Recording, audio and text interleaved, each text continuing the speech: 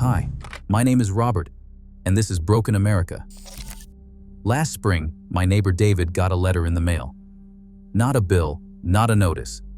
A cancellation. His homeowner's insurance company dropped him after 22 years of on-time payments and zero claims, because an automated system flagged the electrical wiring in his 1968 ranch house. No inspector ever set foot inside. No human being made that call. An algorithm decided his home was uninsurable. Today, I am going to show you the loophole hiding inside the walls of older American homes that smart homeowners are quietly using to fight back, and why the insurance industry is praying you never find out about it. The era they want you to forget. I have been obsessed with old houses since I was a kid. And I mean genuinely obsessed, in the way that other kids were obsessed with baseball cards or video games. I grew up in a 1954 split level in central Ohio, and there was something about that house that felt permanent in a way I could not articulate as a child, but completely understand now. The doors were solid. The floors did not flex. The walls felt like they meant it. I spent probably half my childhood in the basement of that house just poking around, looking at how things were built, trying to understand why it felt so different from the newer houses my friends lived in. But here is the memory that started this whole investigation for me. I remember my father standing in the kitchen every single February holding the insurance bill, just shaking his head, not saying anything, just standing there with that look on his face that every working man knows. The look that says, I am doing everything right and it is still not adding up. Our neighbors directly across the street had a house built in 1991. Roughly the same square footage, roughly the same neighborhood, same school district, same zip code, same street. Their homeowner's premium was almost $400 a year less than ours. Every year. My father never understood why. I did not understand why either. Not until I spent 3 months digging into this story. And honestly, this is the part where I get a little fired up because the answer was sitting in plain sight the entire time and nobody ever bothered to tell us. Not the insurance agent, not the home inspector, nobody. Here is the history they glossed over. Between 1940 and 1972, American homes were built with a fundamentally different philosophy.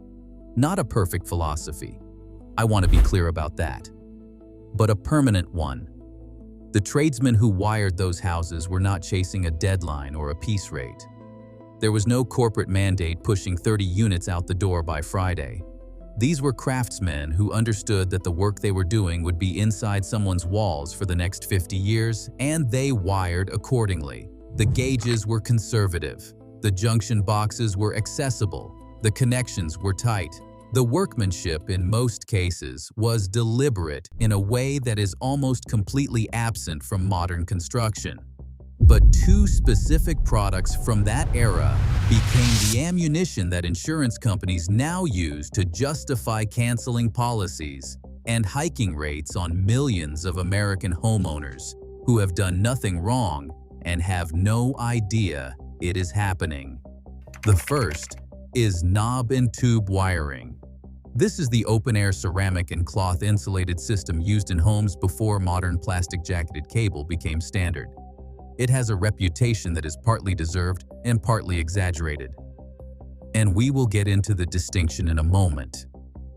The second, and significantly more dangerous in specific and documented ways, is the aluminum branch circuit wiring that was installed in homes across this country between 1965 and 1973.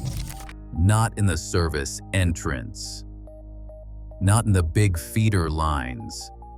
In the branch circuits.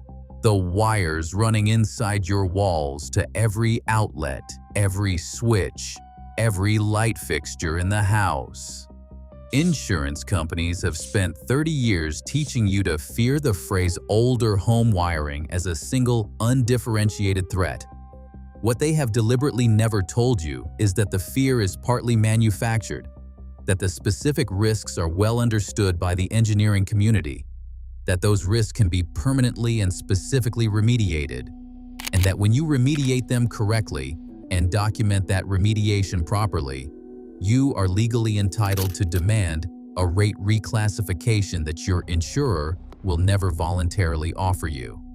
That is the loophole, and we are going to walk through every single inch of it together.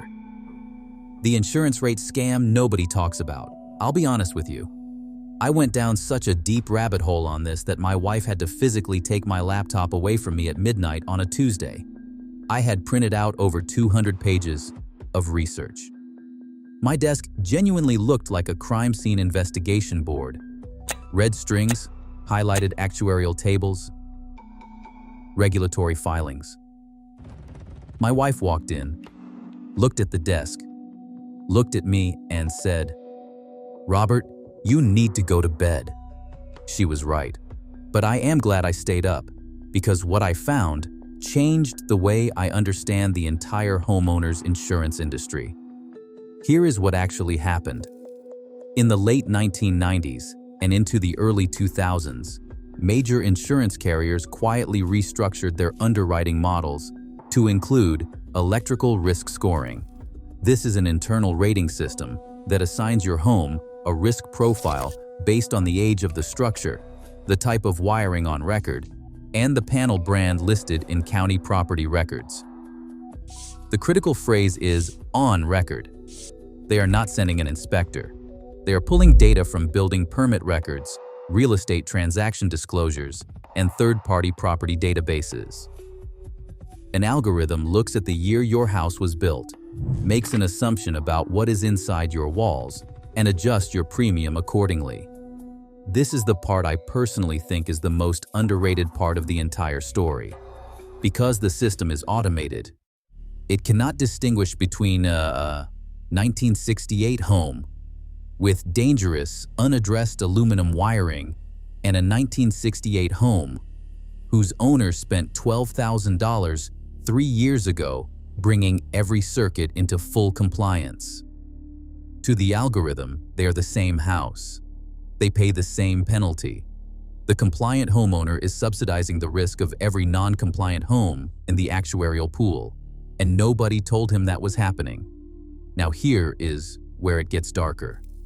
The same insurance industry lobbying groups that pushed for stricter electrical risk standards and underwriting guidelines have financial relationships with the manufacturers of the remediation products and the trade associations that certify the electricians who perform the upgrades. I am not saying it is a clean conspiracy with a bow on top, but I am saying that when you follow the money, the picture that emerges is not flattering. They helped write the rules that penalize your old home. They trained the contractors who profit from fixing it, and they collect the elevated premiums until you do. That is a remarkably tidy business model. The aluminum wiring, time bomb. Now, let me explain the actual engineering problem, because this is not fabricated. The danger is real. The question is whether the solution being sold to you is the right one. Between 1965 and 1973, a copper shortage driven by the Vietnam War pushed builders and contractors toward aluminum as a substitute for branch circuit wiring. Aluminum is a perfectly acceptable conductor of electricity. The problem is not the aluminum itself. The problem is physics. Aluminum expands and contracts at a significantly different rate than copper when it heats up and cools down during normal electrical use. In a home, your wiring heats up every time you run a load of laundry or turn on the oven, and it cools down when you are not using it. That cycle happens thousands of times over the life of the home. Every single time it happens, the aluminum wire moves slightly inside the copper-rated device it is connected to, such as the outlet, the switch, or the breaker. Over years and decades, that movement causes the connection to loosen. A loose electrical connection does not just fail, it arcs. An arcing connection inside a wall cavity packed with wood framing and insulation is how houses burn down. This is one of those things I find myself randomly thinking about at 2 in the morning. and it just refuses to leave me. Millions of Americans are sleeping in homes right now where this process is actively happening inside their walls, and they have absolutely no idea. The Consumer Product Safety Commission investigated this in the 1970s and confirmed the fire risk. Homes with aluminum wiring are, statistically, 55 times more likely to have one or more wire connections reach fire hazard conditions than homes wired with copper. That is not a rounding error. That is a fundamentally different risk profile. So, what does your electrician typically recommend when you tell him you have aluminum wiring? He recommends pigtailing. Pigtailing is the process of splicing a short length of copper wire onto the end of each aluminum wire at each device location, so that copper is making the final connection at the outlet or switch. It is faster, it is cheaper, and most electricians charge between $1,500 and $4,000 to pigtail an average house. And here is the problem. Pigtailing is not a permanent solution. It is a management strategy. You are not eliminating the aluminum to device contact point. You are moving it back 6 inches into the wall. The splice itself, if done with the wrong connector, creates a new aluminum to copper junction that has its own expansion and contraction problem. I have spoken to home inspectors who have opened walls in homes where pigtailing was done 15 years ago and found the splice connectors discolored, corroded, and in some cases, heat damaged. The pigtail did not solve the problem. It postponed it and hid it inside the wall. The loophole, what the industry calls the Alumicon method. This is the part where every single time I tell this story, I get goosebumps. I have told it probably 100 times at this point. In 2011, after years of independent testing, the Consumer Product Safety Commission formally approved a device called the Alumicon connector as a listed permanent remediation method for aluminum wiring. Not a temporary fix, not a band-aid, a permanent, code-compliant solution. The Alumicon is a small multi-port connector filled with a conductive antioxidant compound. Each aluminum wire and copper pigtail is inserted into a separate port and secured with its own set screw. The key engineering distinction is that the aluminum and the copper never actually touch each other inside the connector. The conductive grease bridges the two metals without creating a direct metal-to-metal contact point. No direct contact means no galvanic corrosion. No galvanic corrosion means the connection stays tight and cool indefinitely. I'll be honest, when I first came across this, I was convinced it could not possibly be true. I had to go verify it myself. I pulled the actual CPSC listing documents. I read the independent testing reports.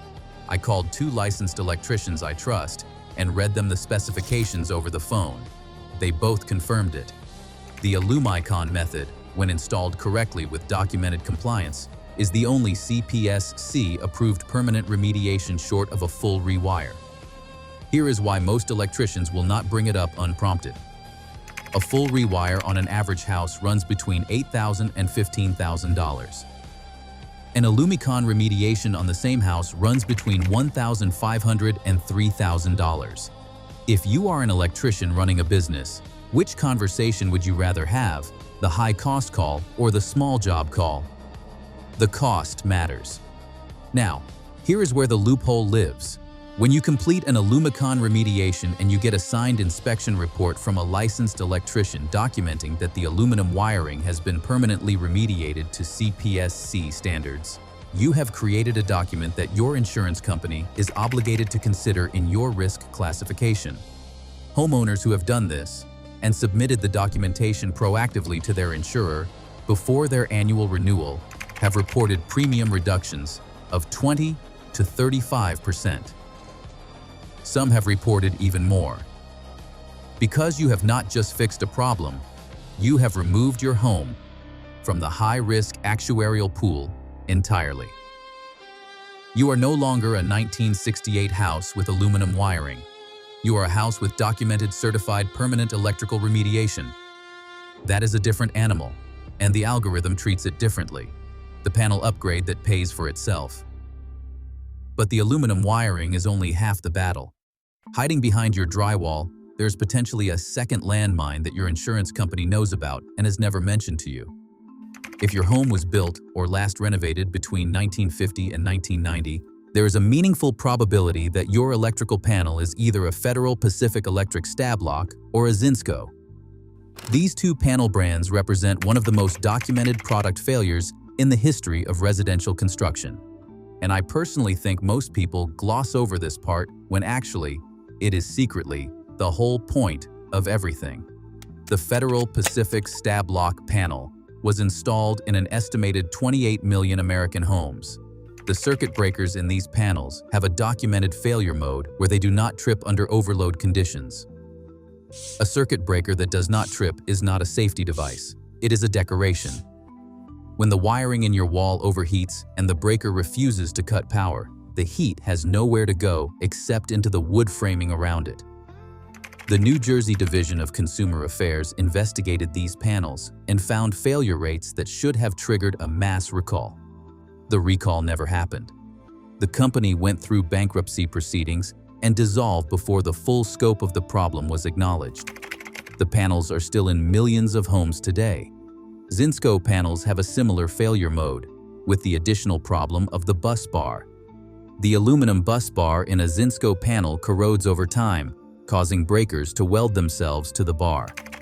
A breaker that is welded to the bus bar cannot trip under any circumstances. It is permanently bypassed. Insurance companies know these panels exist. They are in the property risk databases. And in many cases, they are quietly adding a surcharge to your premium without ever telling you why. I actually called my mom after learning this because I knew she had a Federal Pacific panel in her house from 1977 and had no idea she was paying a penalty for it. She called her insurance company the next day. They confirmed the surcharge. She had never been told.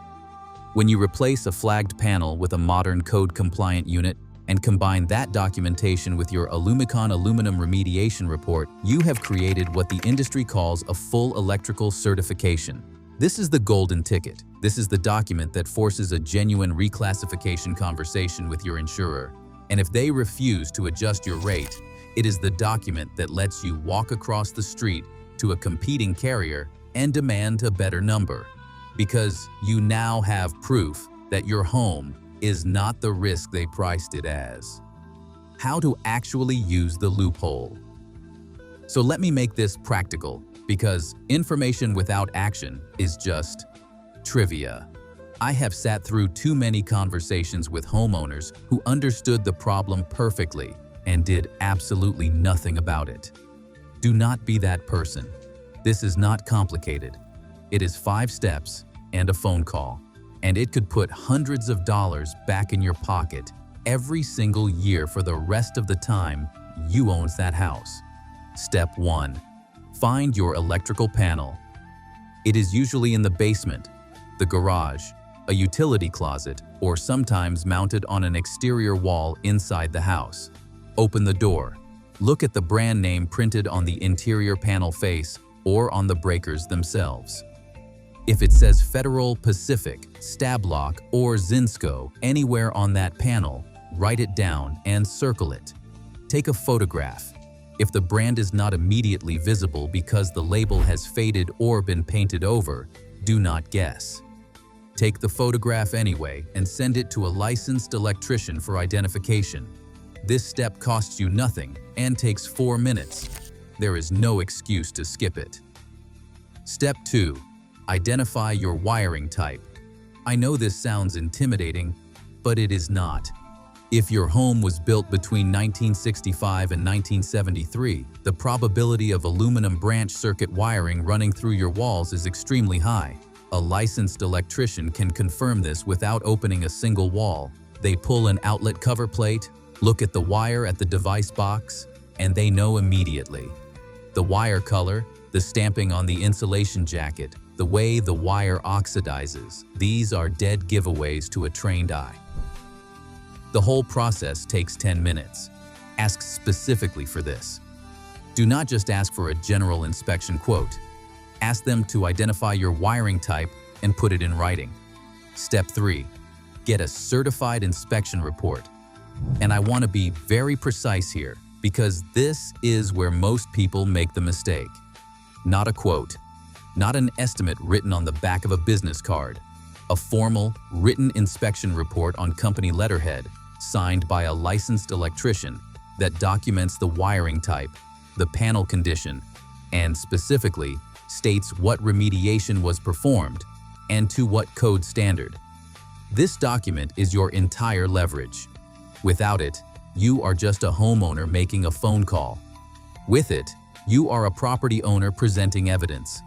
The insurance company is legally obligated to treat those two conversations differently.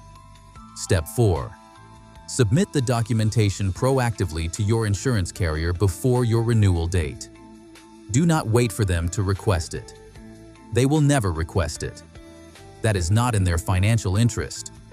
You send the report with a formal written request for a rate reclassification review.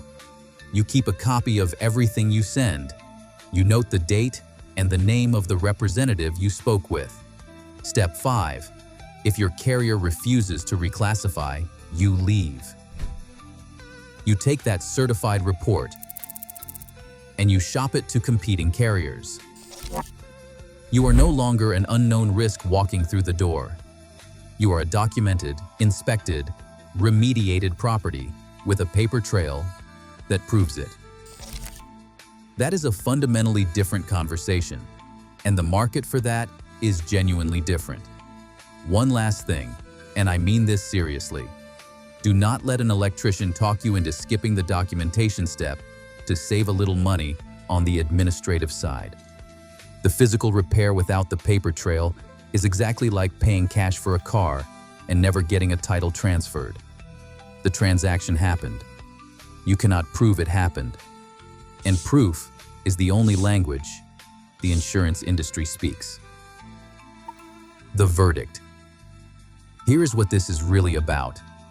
I want to be direct with you because this is bigger than circuit breakers and connector ratings.